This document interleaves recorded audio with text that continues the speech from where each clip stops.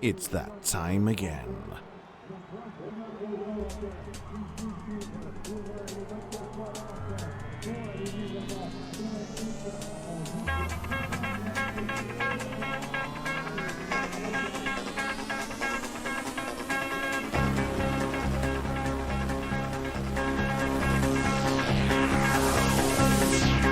What do you say when there are no words?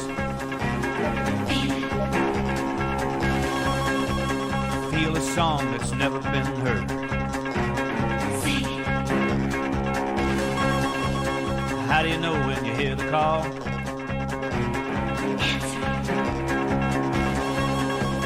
What do you do when you've done it all? Cannonball. Cannonball. Cannonball. It's not what you do, it's how you do. Be anything you want to be. It's not what you got, it's how you use it.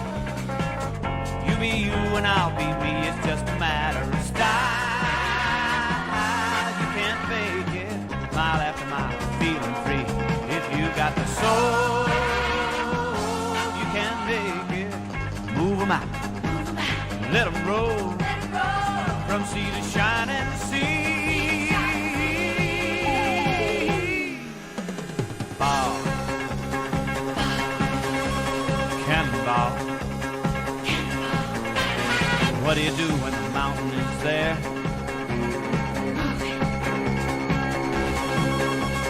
How do you answer the challenging day? And when your back's against the wall,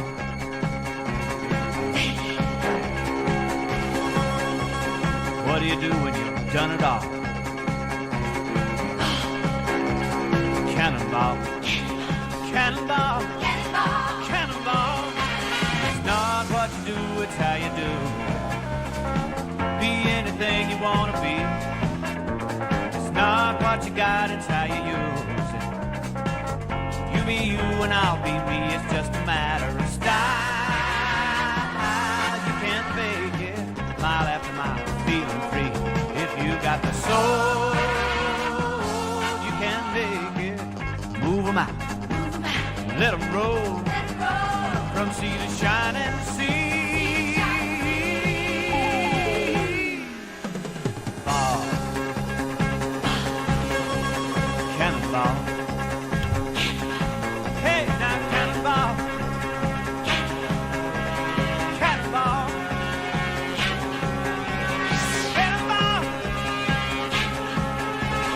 Cannonball.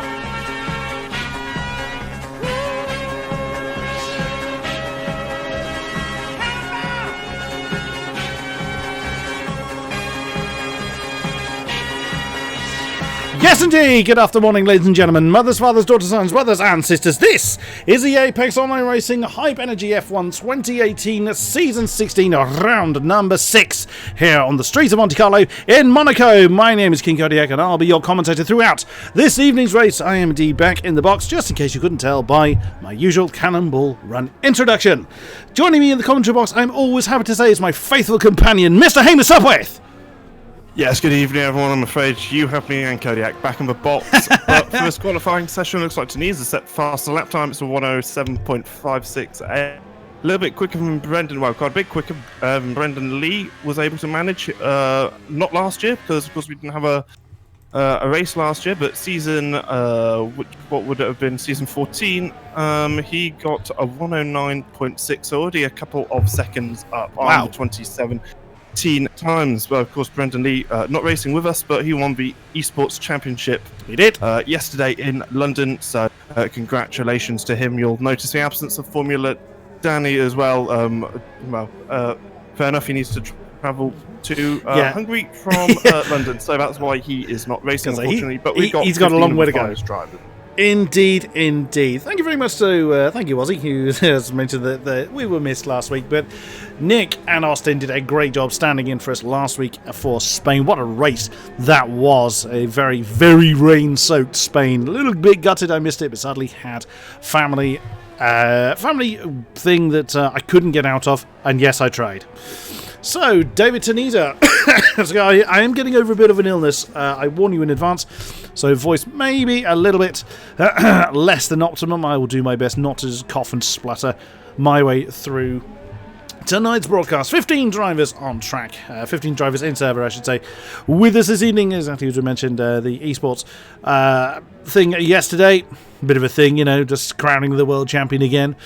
Congratulations to Brendan Lee, absolutely stellar performance. But well done to all the drivers taking part, not just from AOR but from all corners of the world. We salute you for representing esports in a great big way. Let's have a look at who we've got. David Tenisa on the top spot, 107.568. Musto Weinleineck second, Jan Fehler up to third. Very nice. Everyone running the Hype Soft tyre, that's not a surprise. Mark 313 fourth, Veloci Photon 5. Photon running a Clantech again. It's good to see. Oh, we've just lost ACR Woodford. Oh dear. ACR Woodford is going to be a bit of a tongue twister. That is, of course, ACR nobody. Slick in 6th. Garrick 7. Fabrizio Donoso, who was at the esports thing, as previously mentioned, he did manage to make it back to wherever he is streaming from, whether it is home or somewhere. In 8th, Woodford 9, who's just left the session. Hopefully he'll be returned. CRG non-runner in 10th. Alvaro Calaton was also in the esports running. Had a pretty decent run. Is there in 11th. Wycomb's 12. Smash 13. Crow at 14th. And Haddad in 15th. Last 3 not yet to set a time. Yeah, absolutely. This track is pretty difficult. It's Monte Carlo. It's a track I never found as a driver. It's pretty, there's a lot of gear changes. About 50 gear changes per lap, Kodiak. And you've got to be so close to the walls. We currently see Slick on a hot lap, I think. Yes, he is. He's using all his EOS deployment, going up towards Massenave and through Casino into Malibu. Or Mirabeau. You did it again. We were saying just before we went live, I was probably going to get it wrong, and I did. And you did. Into the Lowe's hairpin. It's not the Grand Hotel hairpin, it is the Lowe's hairpin. Up to Portier. This is where Senna crashed a car in what would have been 86, I think, Kodiak, through the tunnel down towards the Noval chicane. You want to be as far over to the right, braking at about 75 metres. Get one car turned in. So easy to get up the corner, and that's pretty good, actually. Up towards Tabac. It's a blind left-hander. You just have to turn the car and hope it turns in. Not quite there for Slick. He's hitting the walls quite a number of times. It's not the cleanest of the lap. He's probably not going to improve on his 108.2. Let's see. Although he's got a little bit of traffic awful off the last corner. And it is a 108. It's a little bit improved. Quicker. He's got a lot more time, though. But Chromatic. In fact, Tunisia's just taking back the point. Wow. Instead of 0.4. That's 7 hundredths quicker than Tunisia is. So good job from him. The Renault guys again showing some great performance first and first. Oh, Ross not only desynced to Chromatic but had a blue screen as well. Oh no. There's certainly nothing we can do from here. Hopefully someone can throw you an invite. One of the drivers possibly can't. Hopefully we'll get Ross in. Otherwise, we've already had our first casualty. Interesting that Fabrizio Donoso has already retired from quali with he will start no higher than 10th. That's a little odd. Unless he threw it in the wall, which of course we can't see. We can't jump to a retired driver, sadly. It's one thing we cannot Yes, do. he did actually, Kodiak. He's got 100% damage, and That'll do it. He crashed right towards the end of the lap, I believe. Well, it's somewhere around. It's between Poole and Raskas is where he put the car, and he has 100% damage. Someone else who has damage is Chromatic. He has put in the wall, and he's coming into the pits anyway, so might be an issue here. Want to improve that. 8 minutes left. It is a short lap time, 107, short of the year, apart from maybe Austria. Yeah, so we can go out pretty late. I imagine it's going to be pretty busy. About 2 minutes to go, so we have 8 at the moment. Garrick's first win for him last time out. Great job from indeed. him. Although we didn't necessarily catch a race, it's great to have a new winner. Maybe he's going to be competing for the championship. He's currently in P5. A string of... He's always been in the point, and he also has a podium, so he's obviously a very quick driver. But that form today, we will find out. P7, he'll definitely want to improve. About half a second in AOR's top split is, as we know, a massive margin. 8 minutes to go in qualifying here today for this particular event. Photon slides into third position with a look at that, 107.712 for Photon and 717 for Mark, just 5 thousandths of a second between third and fourth. That's what we come to expect really from our top split drivers. It's still amazing to see. Now, I am also running an upgraded rig today. I had some upgrades last weekend, and I've been trying to sort of test them out to get a good balance, though I am getting a bit of frame stutter there for some reason, whether it's me or Photon, not 100% sure. But the first thing I've noticed is the comms between me and Hamish has improved. Still has sort of a few moments, but hopefully it will stay stable for us for the duration. Indeed, Garrix did claim it was a pretty convincing win as well for Garrix in a rain-soaked Spain, jumps him up to 5th as previously mentioned. Our championship leader, David Tunisa, did not finish the race, so that really hampered his championship standings, as although his teammate, the two Italians, Daniele Haddad, finished in third, so that closed that gap down, but still 16 points between the top two. So Renault absolutely smashing the top of the field. Then it is Carey and Donoso, third and fourth. Garrix 5, Wycombe 6, Slick 7, Photon 8, Fader 9, and Manuel Bianca leader in the 10th spot. Yeah, it's amazing how close these drivers are. So we've got, you alluded to it earlier, Kodiak, but you just mentioned a couple of drivers. We've got from P7 all the way up to P3 within the same 10th of a second. If you calculate, that's about, what, 1 to 2 meters per driver in terms of finishing time, which is quite remarkable considering how difficult this track is. I'm just on board with Daniel Haddad, and he is going pretty quick so far. He's just gone through the Lowe's hairpin, coming up towards the tunnel now. Just through port. He's going to try and get on the throttle as early as possible into the Novell chicane. It's a really difficult braking point, very easy to lock up, but probably one of the best chances the drivers will have to overtake during the race. And he's negotiated it quite well, but I wouldn't say it's particularly quick. It looks quite calm at the moment. Hitting that wall on the outside to back, not a major issue. Coming through That's invalid section. That'd be invalid. He jumped right over the chicane. And he slowed down anyway. He's currently although he has enough ERS to do another lap. And his tyre wear is actually pretty solid as well. I'm wondering if these Hypersofts, they should hold up pretty well. Donoso's going to be starting right at the back. I mean, around here, it is all about your qualifying position. Getting pole is half job for the race. So Tunisa is going to be very pleased with the time he's set so far.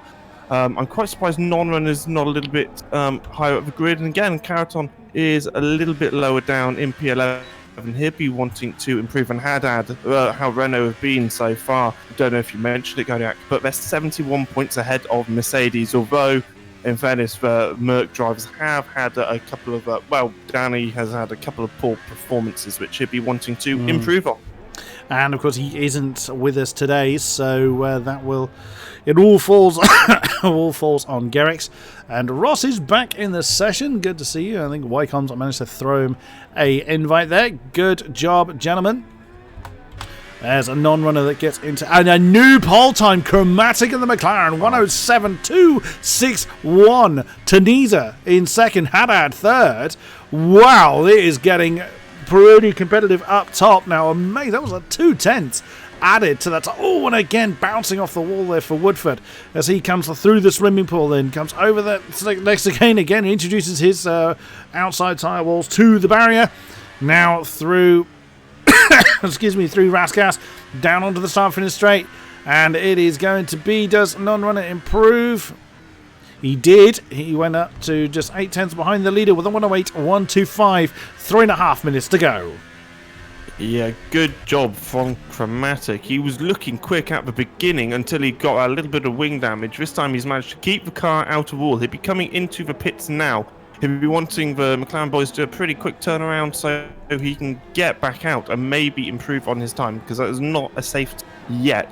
Although he has got a 1.5 temp gap to Tunisa. And in fact, Haddad has also improved as well. He's pretty well. He's about a tenth behind his teammate, and he is coming into the pits. You've got the likes of Slick, I think, just coming out of the pit now. Fresh Hypersoft tyres.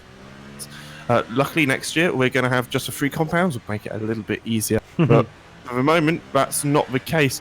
Smashes, well, pardon the pun, smashed into the wall. Oh, ouch. I wonder how many times are you going to hear that one today? Yeah, well, hopefully he does. Because, well, not hope, that sounds really bad, but hopefully he does, only because I really want to use that saying in the context that he really has smashed it. So he might get a good time. Also lagging, coming up to first corner, and good braking. It's amazing how late you can brake at the corners of Monaco, especially through here, Kodiak, up towards Casino Square. You really got to just turn the car, and you know, these guys would have done hours and hours of practice, and they've perfected it. They avoid that bump on the inside, on the left-hand side, coming up towards the lows. Well, down the back straight to Malibu and Mirabeau. Did it again. You'll get it right, don't worry. Simply because it really unbalances the car, and you have to use a pretty solid suspension around Monaco, just because it allows you to get the grip when you need it. If you try a soft suspension, the backend's going to be sliding all over the place, and it's just not a nice car to drive. Tunisia was on a time lap, I think, but he's just backed off. There was somebody ahead of him. If he doesn't come in, we're going to follow. So we've got just over 1.5 minutes to go. Let's follow David Tunisia through that last turn, then floors it down the Starfield Straight. Plenty of ERS energy. Oh, some people keep out of the way. One of them's own teammate comes through. Sandevot up. Beaurivard towards Massenet. That is Haddad. Jumps well and truly out of the way. Through Massenet, stays wide initially, cuts to the double left-hander, now onto the right-hander of Casino. There's that hump that Hamish was describing, nicely avoided. Through the top part of Mirabeau, now down the hill towards Lowe's Hairpin, or Grand Hotel, call it as you will. We'll probably call it Lowe's because it's easier to say. Now the bottom part of Mirabeau heading towards Portier. Over to the left-hand side, keeping nice and controlled. Patience is absolutely key through that section. Now floor it through the iconic tunnel section, back out into the sunlight, downhill into the Nouvelle chicane.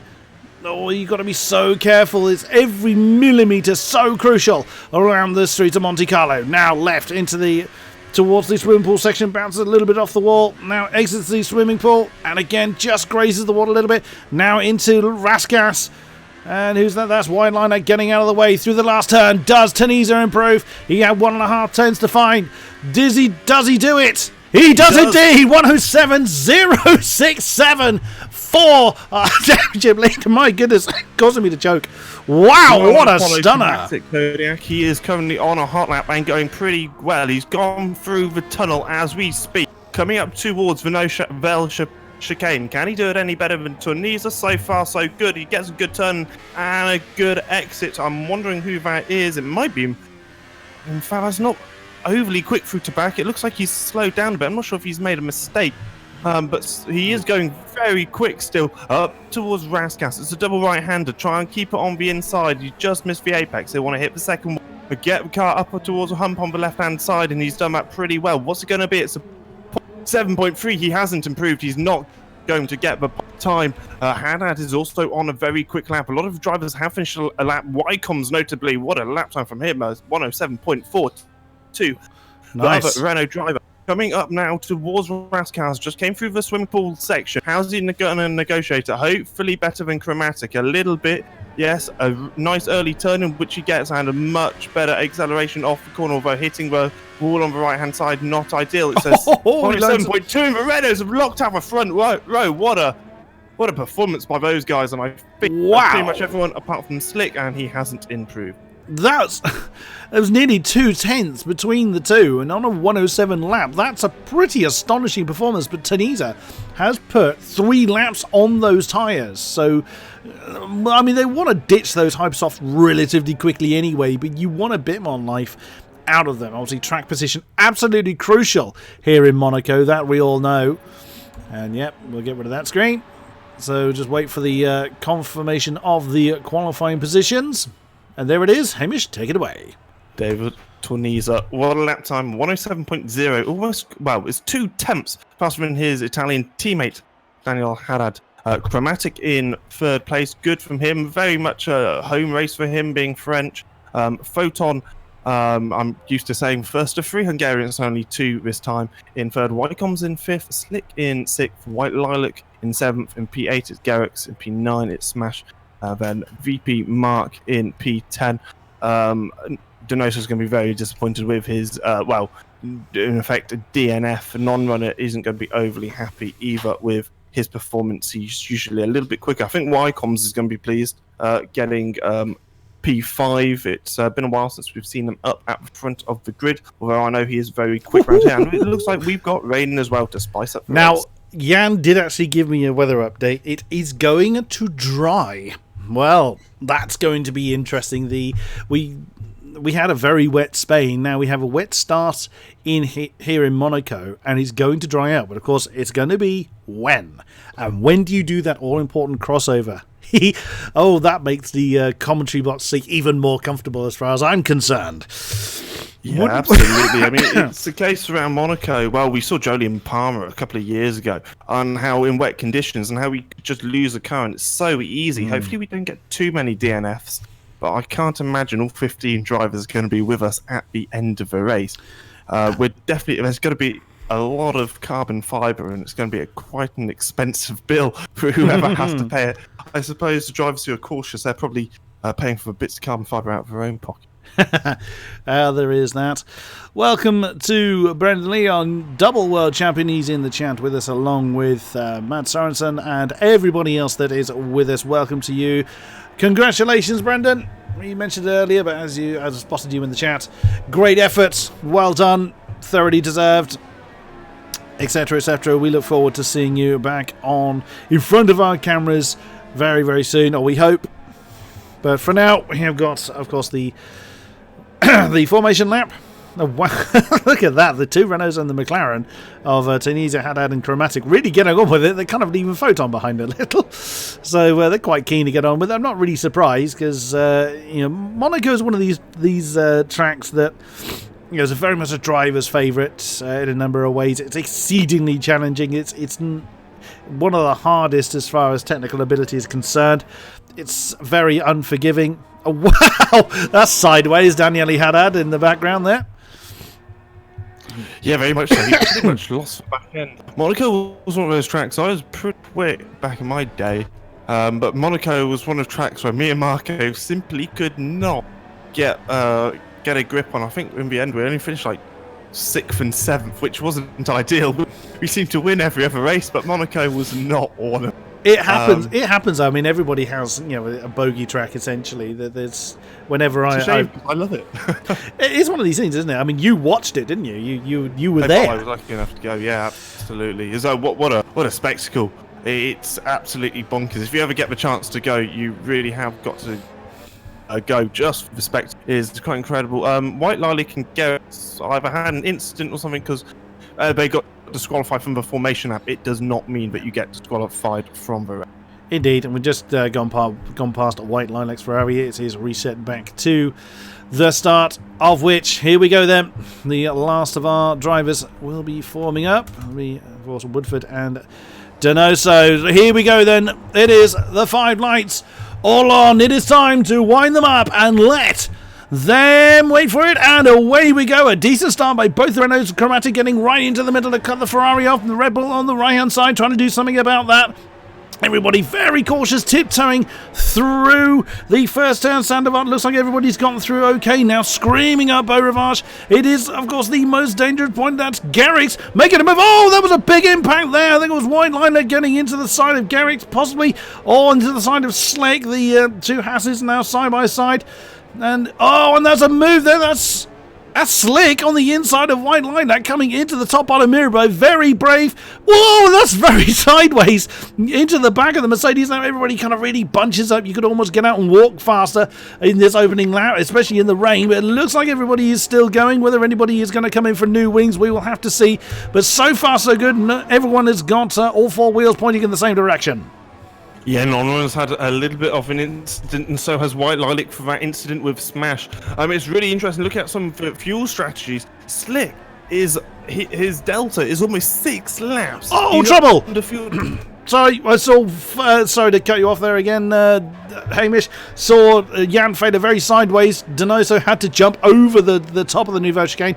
I would imagine he'll get that penalty appeal because he really did have nowhere to go. Non-runner. Was it a stop-go-vo? Was it a stop-go-vo? Oh, he won't have a choice but to serve it. Oh, that is going to hurt poor Fabrizio Donoso. It was just rather unfortunate there. But yeah, he won't have a choice but to serve it, which means it can't be appealed. But as our first laps are complete, oh wow, Wycombe's getting very sideways on the exit of Sandoval. But everybody then getting into the rhythms, heat and what have you, what heat they can get into these wet conditions, into these intermediate tyres. Keep an eye skywards. It does look like the sky's already breaking up, so the rain may not last long, but it may be long enough to cause a lot of trouble. Non-runner in the pits. That's not how you want to. Well, it's not how you want to start any race, to be fair, let alone Monaco. And look how close just behind this field, still very, very tightly compact. It does take a little while in Monaco particularly to spread out, although saying that Tunisia is almost breaking DRS range of Haddad up front. Our top three almost outside of DRS range of one another. Wycombe's is out of DRS range. Oops! He went a little bit hot into the Nouvelle chicane there, which is so easy to do in these wet conditions, especially at that downhill. I still recall Kimi Räikkönen getting all crossed up there. Slamming into, I want to say it was Timo Glock, and I'm not 100% sure it was, a few years ago. Oh, and we just saw, literally was watching Wycombe as he got the last of those three. Wow, he threw the Red Bull in there to get that to rotate. That's certainly one way to do it. I can't imagine that's particularly tyre preserving to do it that way. Lovely back camera shot here. You can see the queue of people keeping the pressure on the Red Bull. He's losing time against Chromatic. That's 2.5 seconds between the Red Bull and the McLaren now. And Photon, Gerrits and Slick really wanted to get on with the job. But it looks like Non-Runner was the only initial casualty of the opening lap. Yeah, absolutely. I'm surprised. White Lilac has got wing damage, but it's not enough to warrant coming into the pits. To be fair, because the speeds are so low in Monaco, the only times it really affects you is going through the likes of Tabac. Otherwise, having a bit of wing damage isn't as effective as somewhere like Spain or something like that, somewhere where we were last week. Wycombe's is really overdriving the car. I'm wondering if his rear tyres have got a little bit too hot, because it doesn't look like he's comfortable in that Red Bull. That does mean that potentially Photon in the Ferrari is going to be able to have a go. Whether DRS will be open because of the intermediate or wet weather, I'm not sure. Well, certainly not at the moment. It's not a powerful round here. It's a very minimal. DRS will you'll only just start to catch up. It's only 800 meters down that back straight, so it really isn't enough to make an overtake unless you're feeling really, really brave. Or you're capitalising on a mistake. That's the only real opportunities you've got to make a pass here. Tunisia again with the fastest lap of the race, 1:21.498, stretching his legs out front. Chromatic doing what he can to hang on to the back of Haddad. Of course, the DRS range is irrelevant at the moment. Oops, and looks like Gerrits just tapped the wall there on the exit of Sandoval, but carries on nonetheless. He's beginning to get away from the two house drivers behind. So, and again, the drivers would have. I was commenting that Tunisia was putting a lot of laps on those hypersoft tyres. They would have known that it was wet to start with, so that'll be why. Just get rid of them.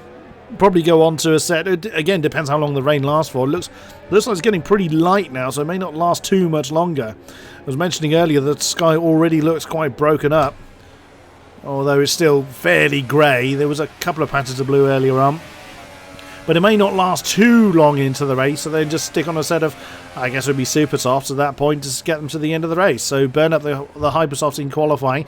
Now Wycombe is beginning to stretch his legs from Photon, so he's now starting to get into the groove. And again, that's Gerrits getting very sideways on the exit of the Nouvelle chicane. Oh, and bouncing off the wall at Tabac.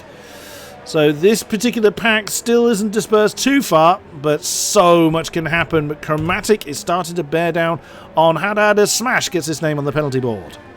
Yeah, so Smash and Wycombe's currently for both drivers getting 3-second penalties that they can appeal at the end of a race, but only if they feel like that they didn't deserve that particular penalty.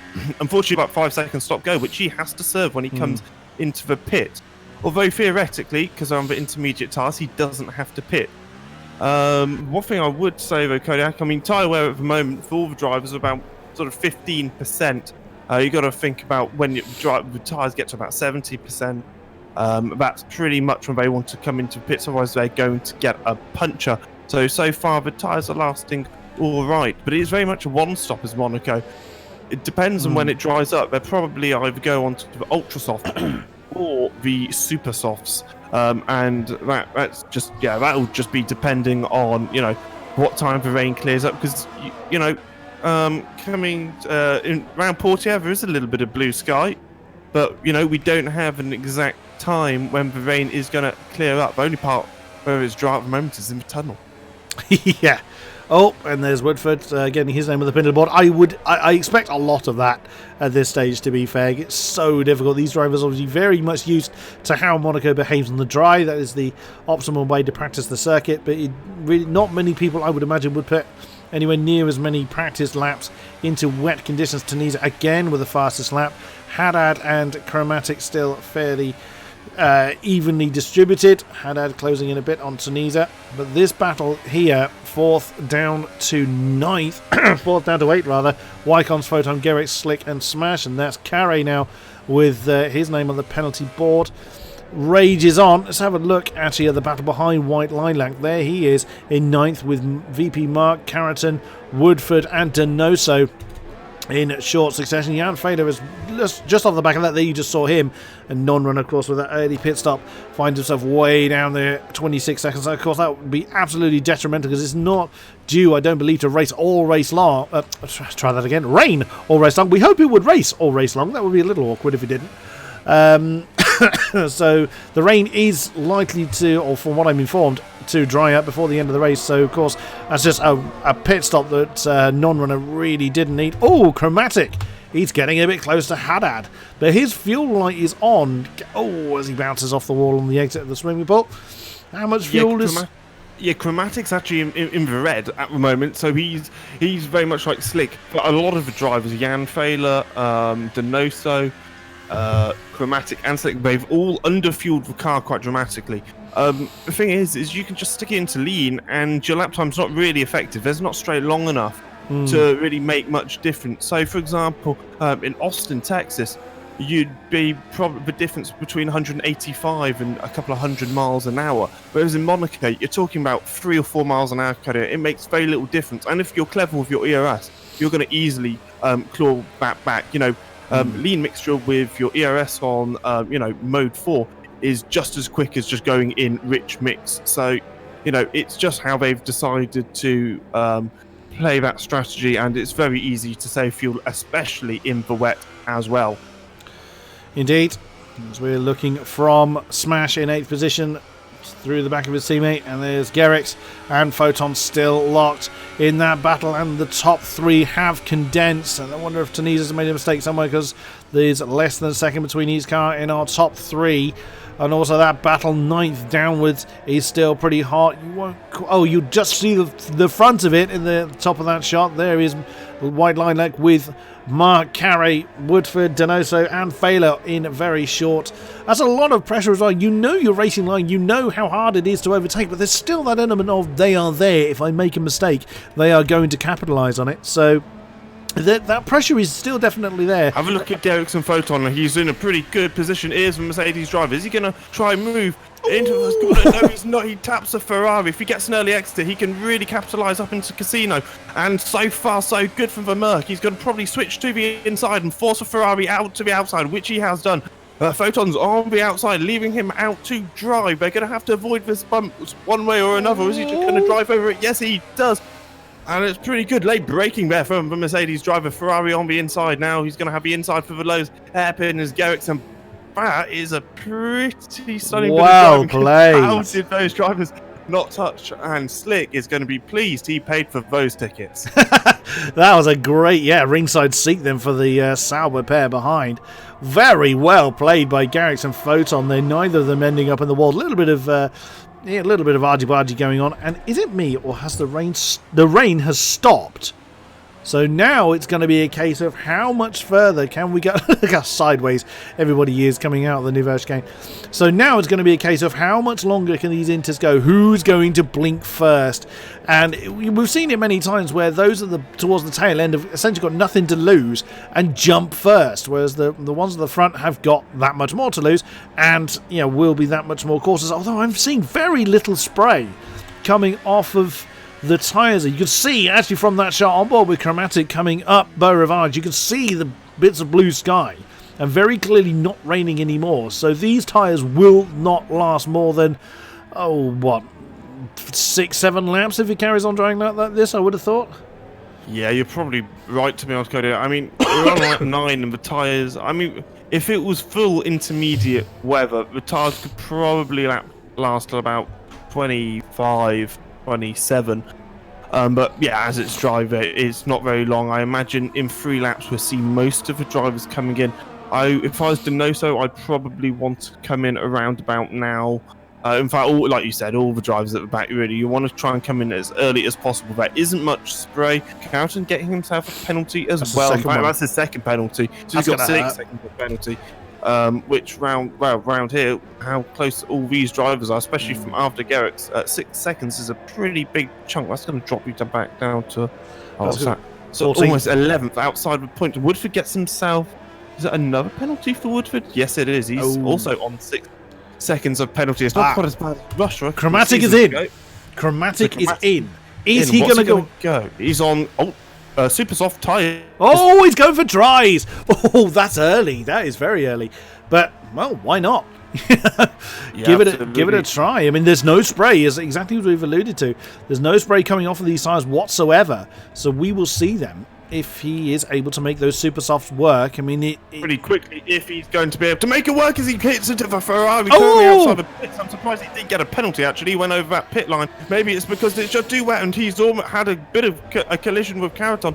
And he has not got any damage. White Lilac has damage. In fact, White Lilac got damage from the emerging McLaren. Now, what the teammate Jan Fader of Chromatic going to do? He sort of holds back at the moment. While Lilac, with that damage, is going to really hold up these guys. Chromatic will find out very quickly if the tires are okay, and there's quite a lot of understeer through that particular section.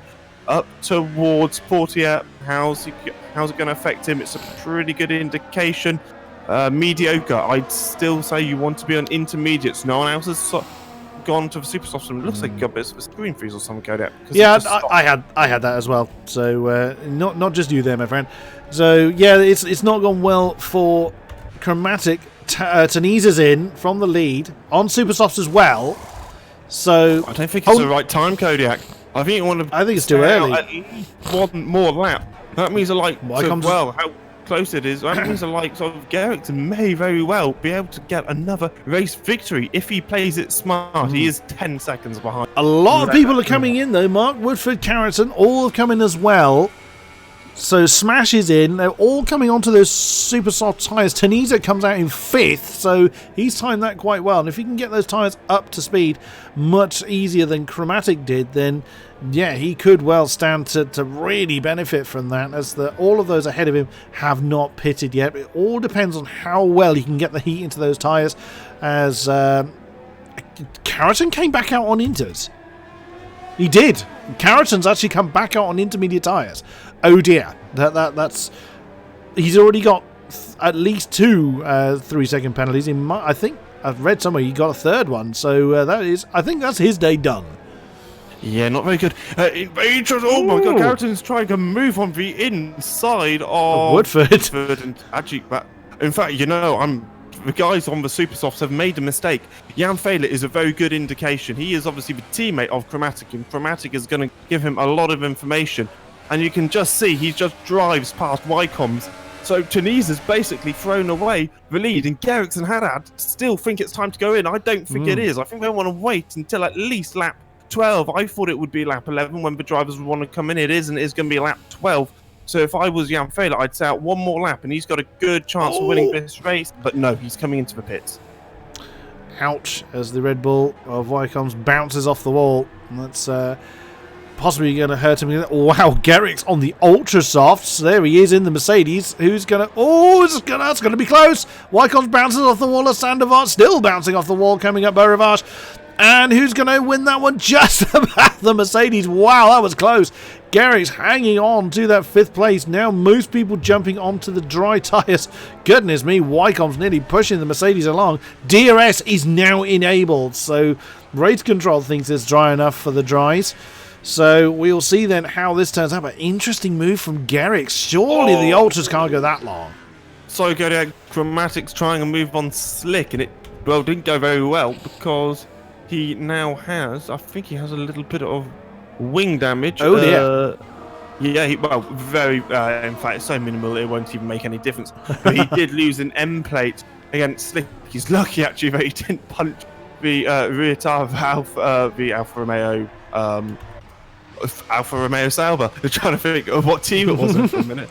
Almost said BMW Sauber, that would have been. You're showing your age there. Another penalty for Carey. And it looks like Photon's into pits with ultra soft tyres. Now he actually stayed out one extra lap. If that has made much of a difference, I'm not sure. But considering Tornisa and Haddad came in at very different times, their gap is pretty much identical. And Photon is coming out in, P5. It'll probably be P4. No, won't actually. Got a brilliant drive, and Wycombe's is now up to P4, so good job from him. But Garrick's, he's done very well. He's a big winner out of all that. He's P3, 10 seconds behind the leader of David Tornisa, and he's going to be trying his best to close in. And he's on the ultra soft compound tyres, so I'd be surprised if he's going to make those last until the end. But he obviously thinks he can. He's done a lot of testing. Chromatic gets another massive screen freeze. We've lost Woodford. And Woodford's gone. Well, he was at the back, wasn't he? Yeah. What happened? Did he? He didn't get damage. I think he's tired. Yeah, he's pitted and retired. That's fair enough. I mean, he had that accident early on. He was 20 odd seconds behind the field, and he obviously wasn't confident on closing that one down, so has decided to park it. 14 cars remain. Someone's had trouble in sector 1. Don't entirely know. Whoa! Big snap of oversteers. We look. Daniele Haddad, Tanisa now getting the times in. Donoso gets his name in the penalty. Most people have got their names on the penalty board, in fairness. But Carey's got a stunning amount of penalties going at the moment. Garrick's with those ultra soft tyres then with a 117. So a good effort there. Look at that. He was 7/10 quicker than Haddad. They squeezed past. Oh, is that non-runner? No, who was that was going off the road? Oh no, it wasn't. Oh gosh. I'm sorry, Kodiak, but Carey's got 15 seconds of penalties. I hope he doesn't hope that each second of penalty equates to a point, otherwise he's going to be winning the championship at this rate. Because a pretty serious amount of penalty. I'm just going to have a look. I wonder if he's struggling or not. He just doesn't have. He just doesn't have a confidence in the car. His qualifying wasn't ideal, but yeah, no, he doesn't have the confidence in the car, and he's got a bit of wing damage as well. Donoso also has wing damage in P11, of a shame, because he's only 3 seconds behind Jan Fedor, and then he could gain a point. Indeed, but we'll see if anyone else obviously has any difficulties. If you're going to crash out, it's more likely to be here. Tanisa again, fastest lap now. We're getting into the 116s as the track really now comes to the dry tyres. I think Crow... Wow, Garrick's is just in a different league. You can see how quickly he's closing in. It's about a second a lap, Kodiak. I knew that was quick as soon as I saw him cross the line. At 15.8 is, what is it? 8/10 of a second quicker than... David Tornisa. He also has a little bit of more fuel to use, and ever so slightly more ERS as well. But he is on the ultra soft tyres, so whether they last to the end of the race. Look at that Photon on the back of Wycombe's then. Both of them sporting the... Oh no, beg your pardon. I was going to say both of them super soft, and Photon's on ultra soft. So he'll definitely be wanting to get past that Red Bull. They're not using the same strategy now into the tunnel, and not a great exit from Portier for Photon. So is he going to have? It's going to be a hell of a dive if he does it into the Nouvelle from there. No, he chooses not to. Way too far back for that. biding his time then as we are fast approaching the halfway stage in this race.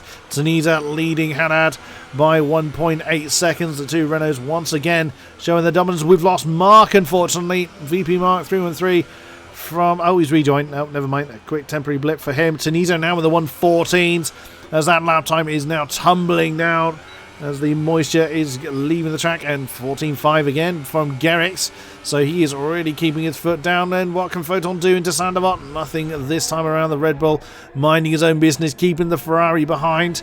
There in the background is Chromatic and Slick now coming up. Beau Rivage.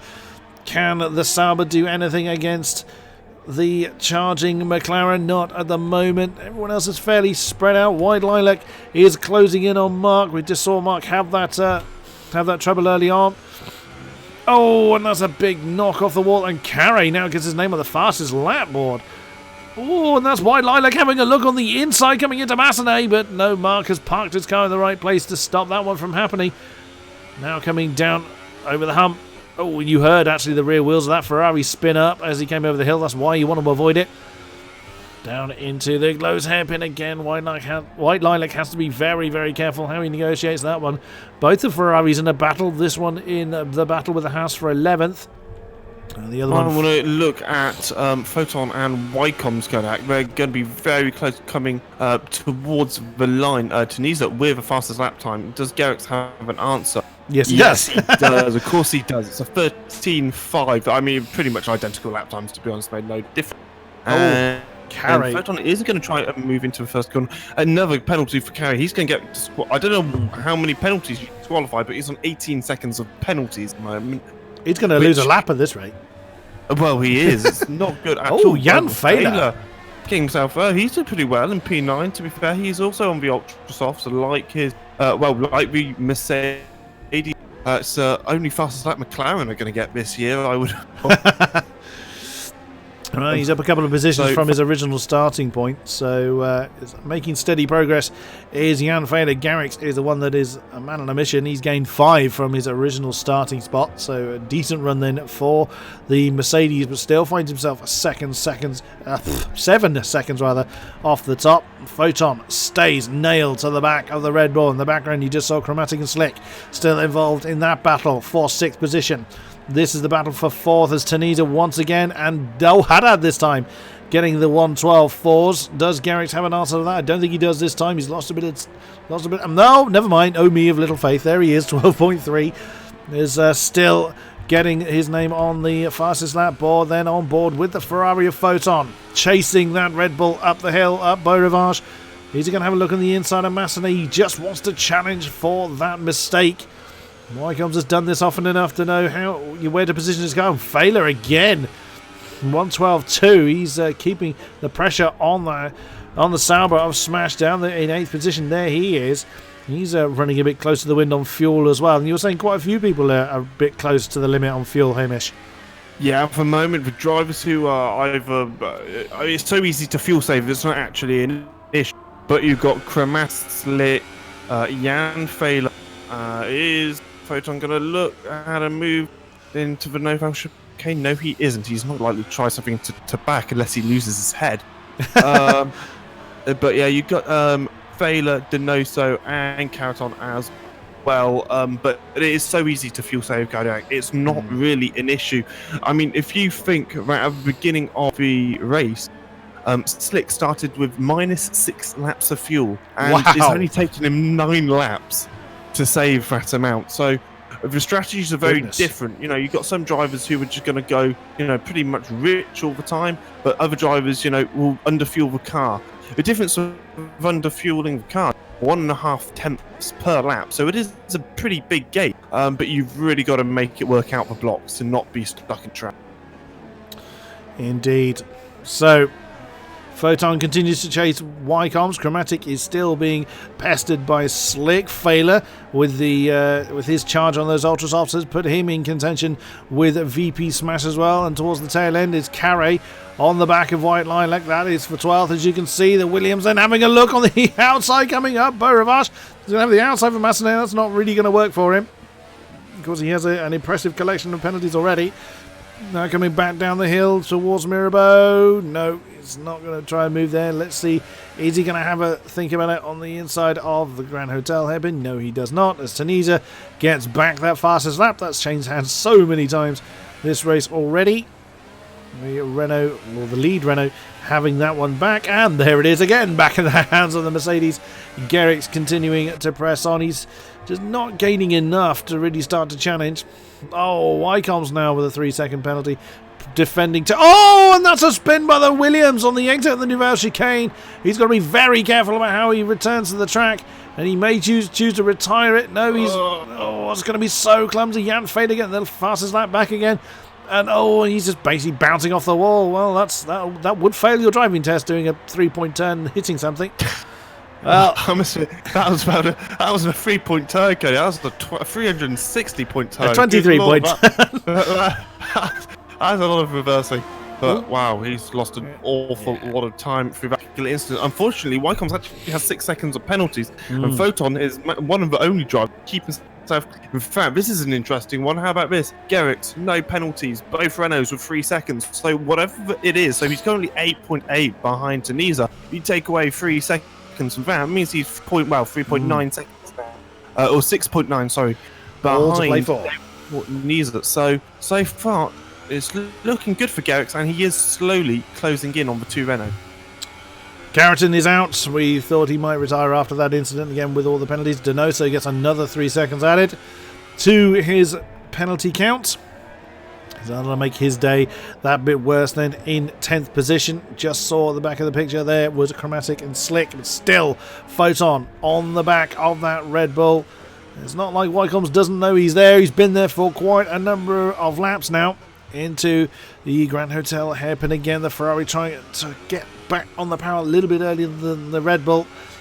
It's not really working out for him. Yellow flags sector 1 and 2. And we don't know who that is. And they're just the tail of that Ferrari does not want to stick. Every time he gets power down there at Portier, and he just will not let go.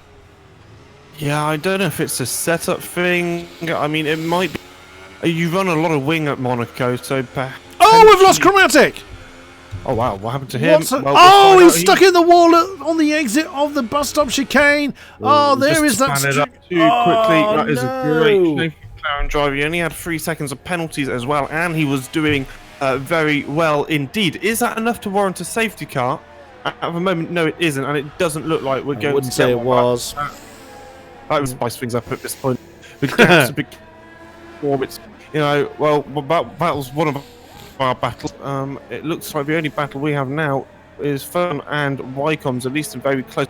2 Renaults are close, but they've pretty much been 1.5 to 2 seconds since, well, lap 1 really. So that's, I can't see that changing too much. I don't think the Renault guys are going to battle too much. Who's ahead?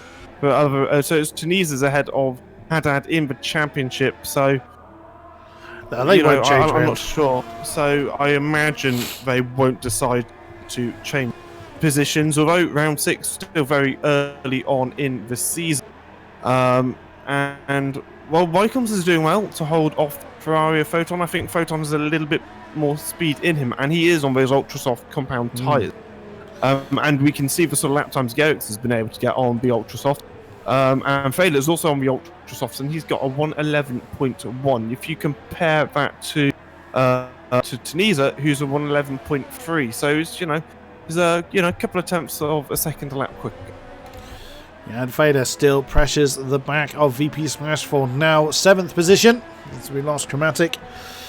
And Carrington in the chat said, do not race Monaco without practicing it. Well, to be fair, you did only just get home from the esports event. Not with too much time in your pocket to be able to do it, so fair play to you for giving it a try anyway. Failer continuing to stay within that all-important second, although, as we've said before, DRS not all that effective here. Oh, yeah, Failer's deep into the top of Mirabeau there. The Ultrasofts probably have not got a lot of life left in them, so we will see. Photon still stuck behind the Red Bull of Wycombe's. Out of the Nouvelle Chicane, through to back and into Louis Chiron, into the swimming pool again. Oh, and Photon got very squirrely on the exit of that chicane. Keeps it out of the wall, but that has dropped him back from Wycombs then. I wonder, again, it does look like these Ultrasofts are beginning to let go. And it looks like Chromatic might have retired due to lag, which is a great shame. I think we did mention it a couple of times earlier on, Kodiak, but he did seem to have a couple of lag spikes, so that was the case, and that is a great shame. You're very... Just try and think, Chromatic, you know, there's always another race, although you had an unlucky one this time, you'll be able to bounce back and be a little bit quicker next time. There's nothing you can do about those sort of things, unfortunately. Sadly not. Photon still following Wycombs pretty close. I'm wondering if he's minding his own time and just going to really push towards the end. Although he's only got 15 laps to do it now, and the track is 100% dry, he hasn't locked up. Although actually that wasn't ideal. In terms of tyre wear, I think it's interesting to talk about at this sort of the ultra softs and the super softs. The tyre wear is no different, pretty much, Cody. Really? You've got some people on super whose tyre wear is more than it is on the ultra soft. Oh, so, wow. That is very interesting. Let's talk about Garrix, because he's the only one who's going to be challenging for the victory potential. His tyre wear is 28%. You think about Haddad, his tyre wear is 25%. So the difference is very minimal, and they'll both easily be able to make it to the end of the race. One interesting thing, I think, is the Renault of Daniel Haddad has got, well, pretty much 100% ERS, and that's more than, well, any in the race. So it's quite strange that he has... I don't know if he's doing that on purpose because he doesn't want to close into his team, or what, because the gap is still 2 seconds as it has been for a very long time. I mean, he's keeping the deployment low, so I would imagine he's just, you know, in the position of rear gunner should he need to be. As White Lilac now gets another penalty on the board, although he's actually under pressure from non-runners. The closest battle we've got, oh no, beg your pardons, Mark and Donoso there in battle for 9th, and then directly behind them is that battle for 11th with a non-runner and White Lilac. So everyone else fairly spread out then, as we've got 14 laps remaining. Well, non-runner getting very close in that Red Bull to the back of White Lilac. He presses on nonetheless. It's all crucial. No matter what position you're in, you just don't know what's going to happen. As Chromatic's rather proven, anyone can suffer a technical problem at any given moment. And what an unfortunate place to have it in Monaco. It's not like you have a chance to kind of get through it and then find yourself in a gravel trap. No such luxuries here in Monaco, unfortunately. But there's positions still out there to be gained. Again, if the Ultras are... Oh! It's an unusual line there from White Lilac. But they continue nonetheless, as our field has pretty much spread out now. Let's just keep an eye on... You might want to have a look at Mark and Donoso. They're pretty close at the moment. I know, well, in fact, it is for position. What's their penalty situation like? Well, Donoso has... Donoso has 6 seconds of penalty. Mark has 0, so he's doing very well in that Haas car. Coming up towards Portier, is he going to try anything into the tunnel? This is a pretty good opportunity. If you can get a good exit, which, to be fair, they both... If you can get a move up the inside of the Noval chicane, that's usually where you want to do it. And is he going to do it? Yes, he is. He broke very late. He's going to actually hit the Force India. The Force India managed to keep control, does Donoso, of his car, and actually there's no issue there. Although that is some... had Donoso span, that's definitely something he would have been taking to the steward. Indeed. There's Mark really not wanting to be held up any longer behind the Force India. He may well be aware that Fabrizio's got penalties. He won't know to what degree. But again, he'd just want to get on with the job. It must be so frustrating just staring at the same rear wing lap after lap after lap, especially if you feel you are the quicker car. And Mark certainly has the pace to hang on in there and challenge for that 9th place. But we'll see if he is able to make anything of it. So the only other close battle we've got is actually the 2 cars behind them. White Lilac and non-runner. This race hasn't gone non-runner's way, as we know. So White Lilac's got his name on the penalty board a few times. I believe. What's the penalty situation between those two? A penalty... Oh! Haddad's got another 3-second penalty. That's gifted Garrick's second. Has so far. And Garrick But he's lost a little pace though to the leader, Tony. Well, I don't know why I had suddenly gone a little bit slow. His tyre isn't ideal, but he is going fractionally slower than his teammate Torniza. If it was 2 seconds, it's now 3.1, and that gap seems to be extending. But I think Torniza just has found a little bit of extra pace. Nicely done. Oh yeah, sorry for the penalty situation. Between who was it? Non-runner and What? Yes. Tail it's 2. non-runners on 3 and White Lilac on 6. Okay, so non-runner just needs to stay there, basically. Mark and Donoso again. The hat's getting into the back of the Force India, now coming down towards the top of Mirabeau. And Donoso taking that very heavily defensive line now through the corner. What's going to happen into the Grand Hotel? They remain in a station at the moment. Is he going to try and force something into Portier? You're going to be a brave man to do it. No, remains where he is at the moment. Now into the tunnel. It's going to be is it going to be another big move into the Nouvelle? The Haas is gaining. Is he going to go for it? There he goes again. Can he get it done this time? And again, no impact this time. Mark can't get the switch back on it. And yet again, Donoso, well defended, remains in 9th position. Yeah, absolutely good job from Donoso. We know how good he is at defending, especially from the east. Will give him a lot of confidence. He is one of the most experienced and quickest drivers in the world when it comes to this. But although P9 isn't exactly bragging rights, is it? Especially around Monaco, there's only one place you want to be, and Mark is going very quick. He's not used the DRS to its full potential. Is he going to have a go up in towards Casino? We saw some great moves with a Ferrari earlier of White Lilac up the inside, I think. But no, he isn't able to make that work. He's unlikely to do anything in the second sector, although he did have a look. He had a look, didn't he? Big move there into the top of Mirabeau. He's really got the car. Yeah, if you get a car rotated right into Mirabeau, you can really use that curb to drag the car in. There used to be a gutter which you used to be able to use. I don't know if you remember, Kodiak, and you literally stuck your wheel on the gutter. That would help drag the car in. Is he going to try and move into the Nova chicane? No, he doesn't. Up towards the back, it's going to be pretty single file now up until the straight, I would have thought. On they continue.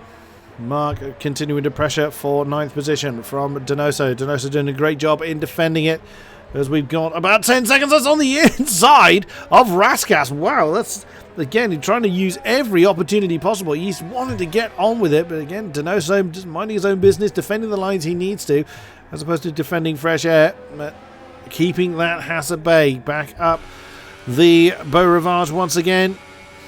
Going to get the line through Massenet. Closes in, but once again, we find the same situation. Is he going to have a look on the inside of Mirabeau? Donoso goes for the racing line, but no, Mark doesn't go for that inside line.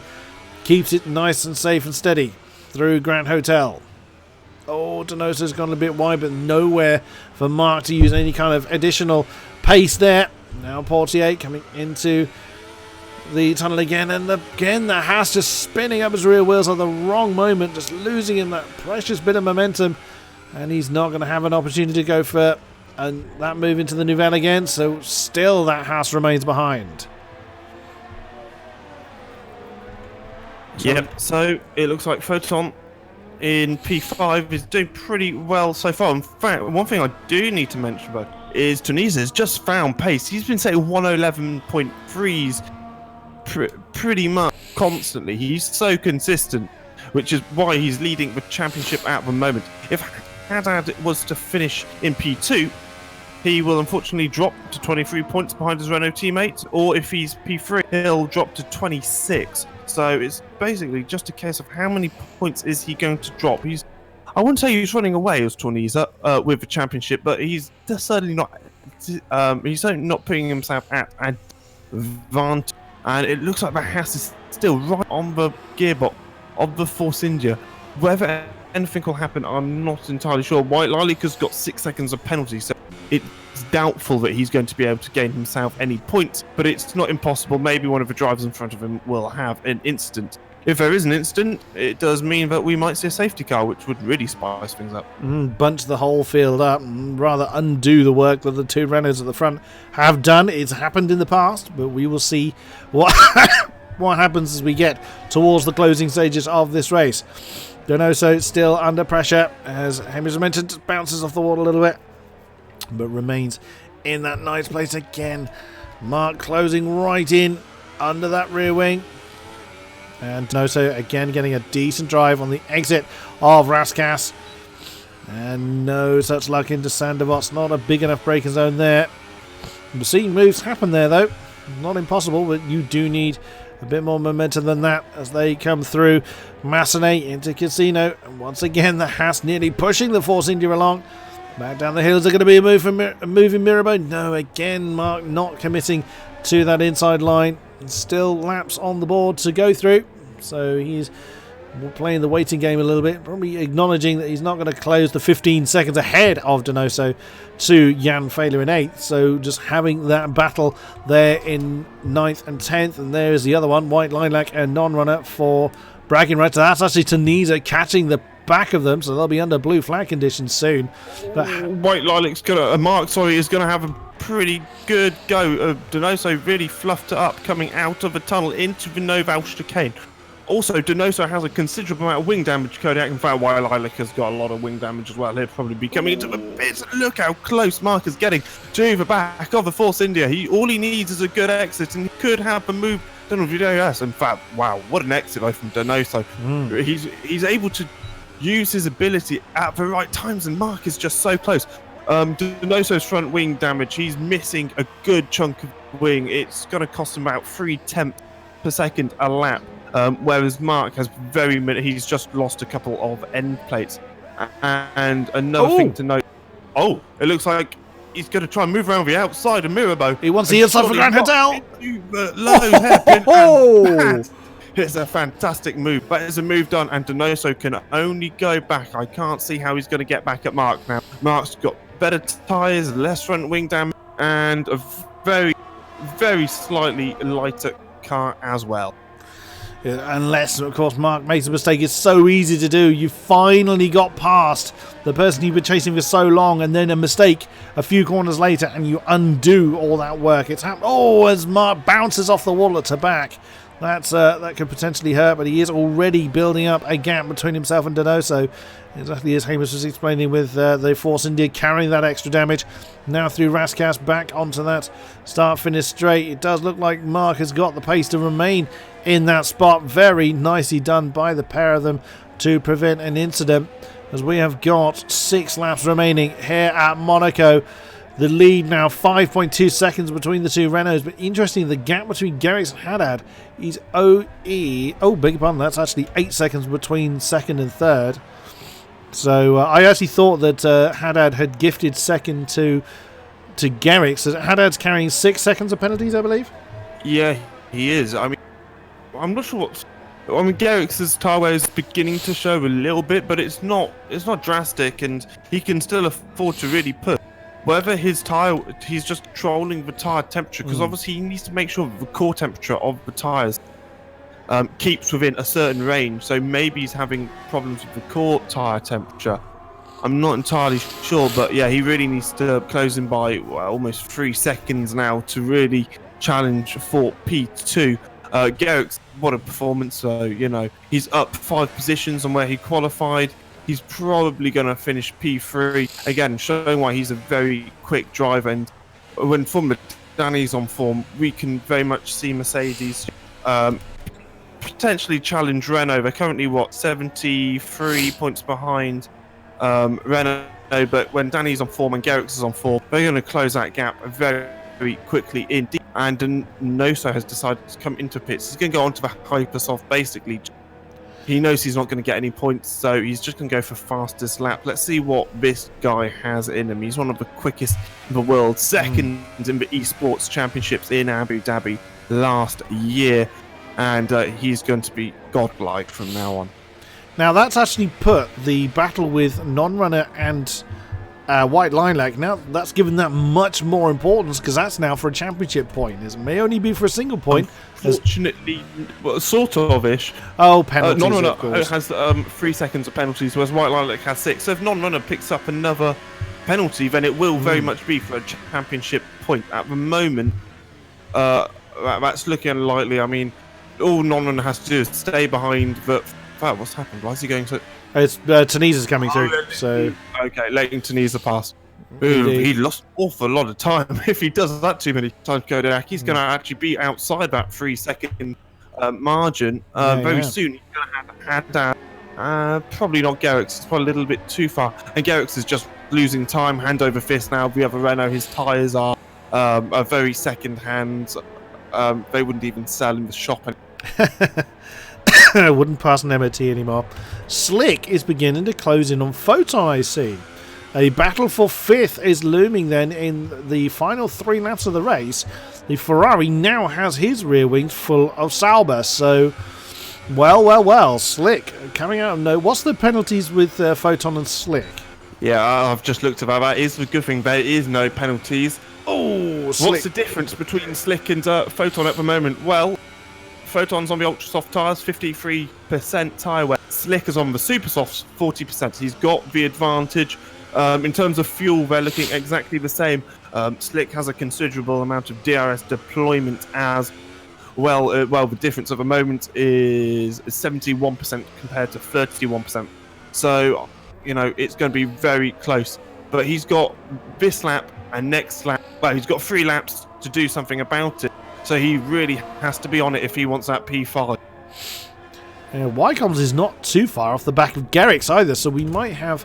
Now, Garrix has no penalties. I think Wycombs has? 6 seconds, unfortunately. Oh, that's a shame. But Garrix's tyres are really... They're not in a good shape at all. He's losing so much time.